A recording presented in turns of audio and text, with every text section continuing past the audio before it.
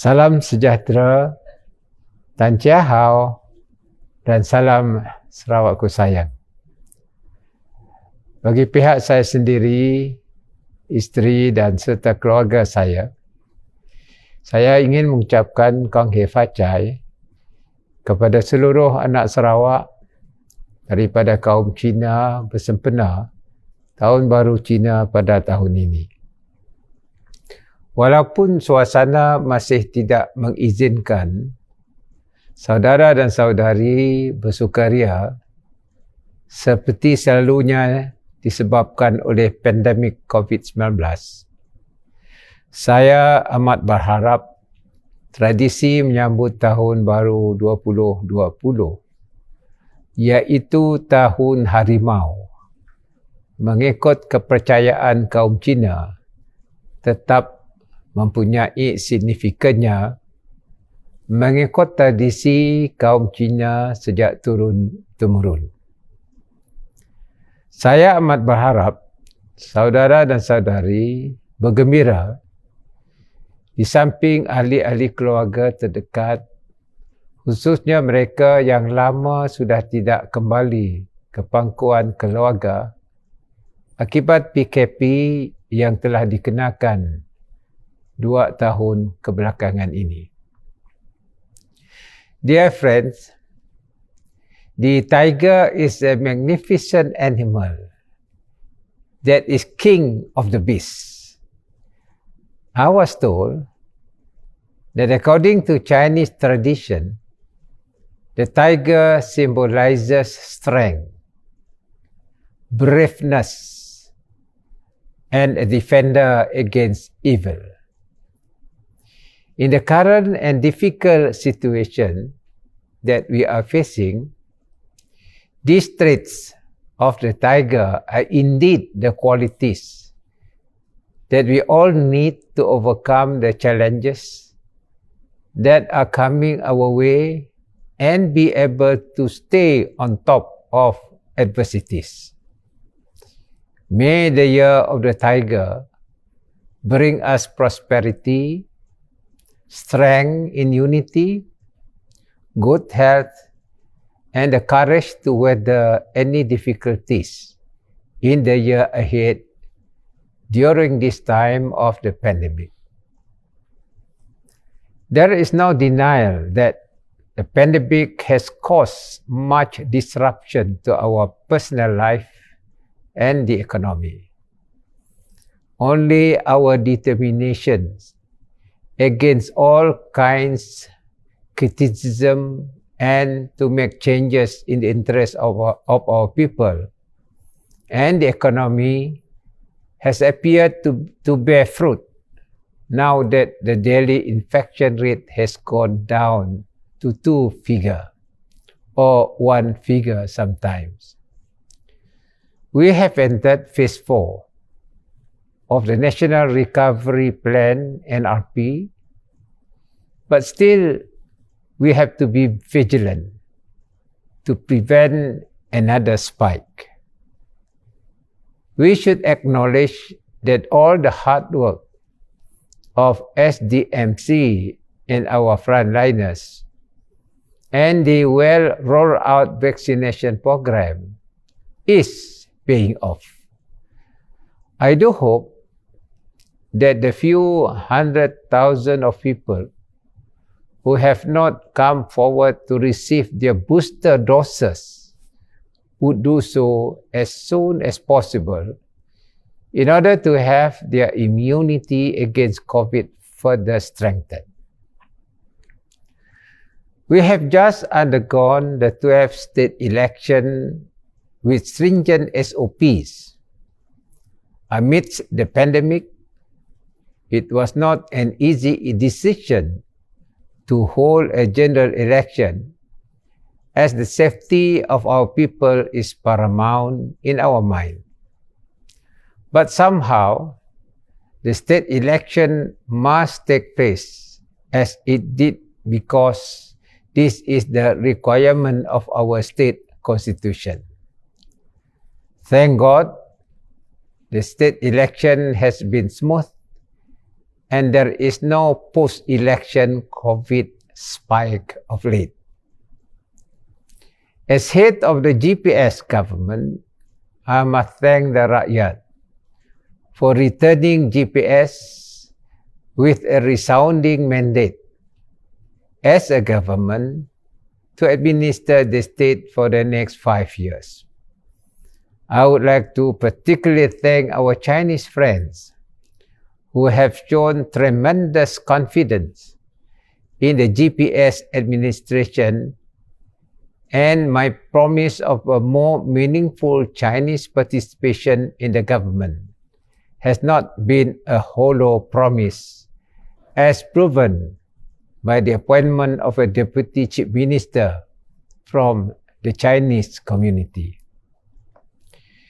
The GPS government has triumphed with a 34-point manifesto that has embodied our sincere promise to look after the welfare and interests of our people and bring the state to greater heights in development.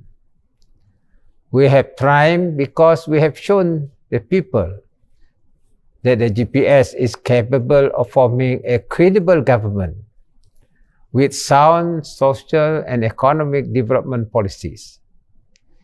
Please be rest assured that my administration will do our level best to fulfill to our people what we have promised to them in the manifesto and stay on track to become a developed state by 2030 as strategized in the post-COVID-19 Development Strategy 2030 or PCDS 2030 with a 6 to 8% growth until 2030.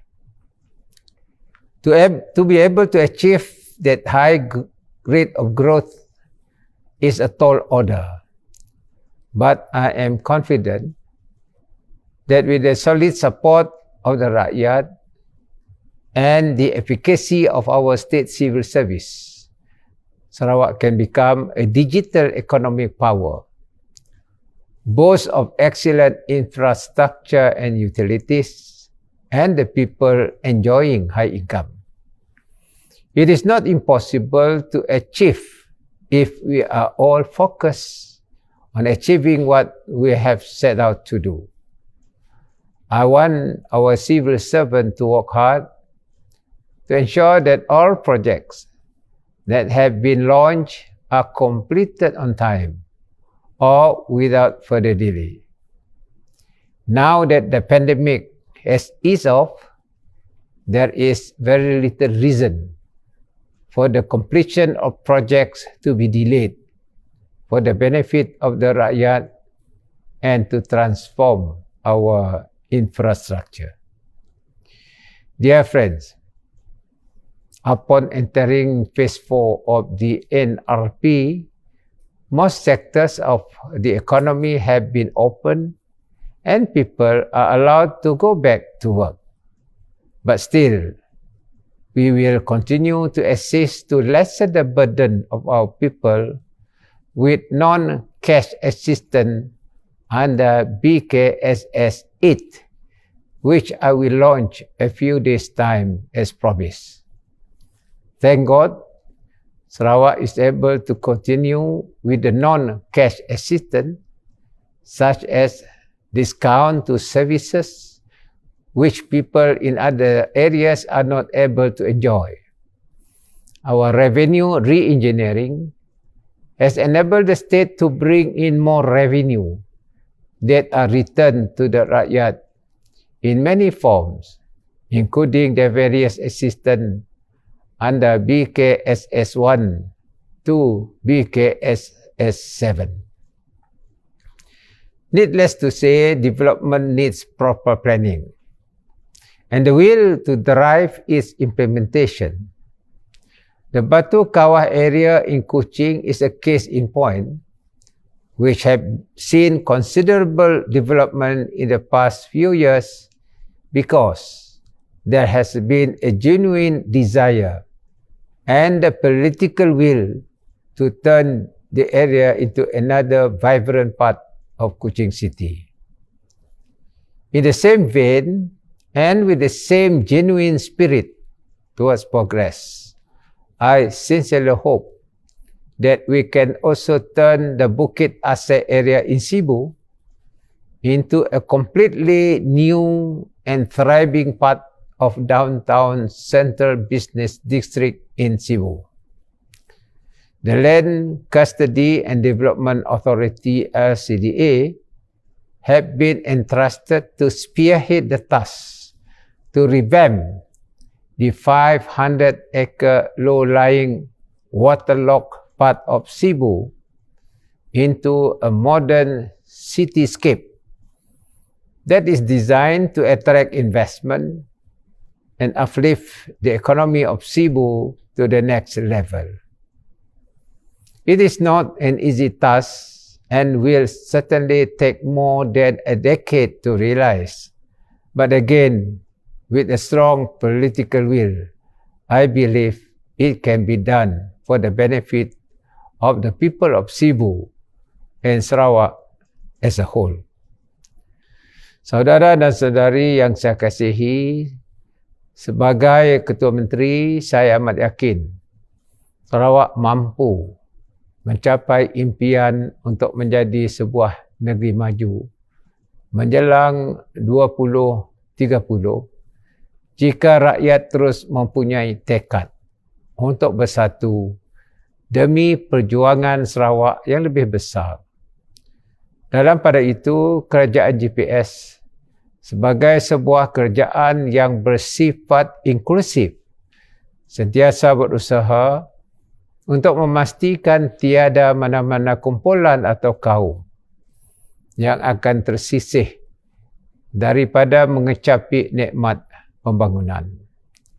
Berani saya menyatakan bahawa tiada negeri lain mahupun di peringkat persekutuan yang memperuntukkan lebih 60% daripada bajetnya untuk membangunkan kawasan luar bandar. Ini berlaku hanya di Sarawak. Walau bagaimanapun, kawasan bandar tidak juga dibiarkan dengan alasan semua sudah mencukupi di bandar. Bandaraya, bandar dan pekan perlu dimodernkan dengan kemudahan, khususnya sistem pengangkutan awam dan pewujudan bandaraya pintar atau smart cities. Sebagai penutup, saya menyeru kepada saudara dan saudari untuk terus berusaha ke arah memperkukuhkan perpaduan dalam kalangan kita yang mempunyai pelbagai agama, bangsa dan budaya di bumi kenyalang yang tercipta ini. Kita tidak dapat mengunjung seperti biasa, tetapi ini tidak menghalang kita untuk terus mengeratkan tali silaturahim antara kita dengan memperkukuhkan semangat saling hormat menghormati antara satu sama lain. Akhir kata, sekali lagi, saya mengucapkan selamat Tahun Baru Cina 2022 dan semoga kita beroleh kesejahteraan dan dikurniakan dengan kesihatan yang baik.